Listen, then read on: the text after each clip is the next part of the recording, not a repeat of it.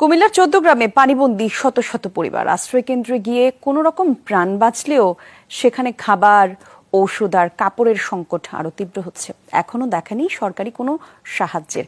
বেসরকারি উদ্যোগে অনেকে সেসব এলাকায় যাওয়ার চেষ্টা করলেও এখনো পৌঁছাতে পারছেন না। ১৪ গ্রামের বন্যার্থদের খবর জানাচ্ছেন সহকর্মী মাহফুজ মিশু। ২৫০টিরও বেশি ডিজাইন অপশন নিয়ে ওয়ালটন স্মার্ট ফ্রিজ, বোঝে আপনার প্রয়োজন।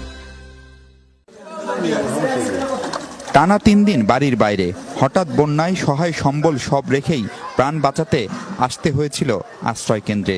একটু পানি কমায় এর মধ্যেই নিজের বাড়ি যাওয়ার চেষ্টা। যদিও কবে ফেরা যাবে নিজ গৃহে এখনো তা বুঝতে পারছেন না বানভাসী লাখো মানুষ। আমার বাড়িতে সমান পানি আছে, এখন দেখতে গেতেছি পানি কমছে নাকি কি হাল অবস্থা।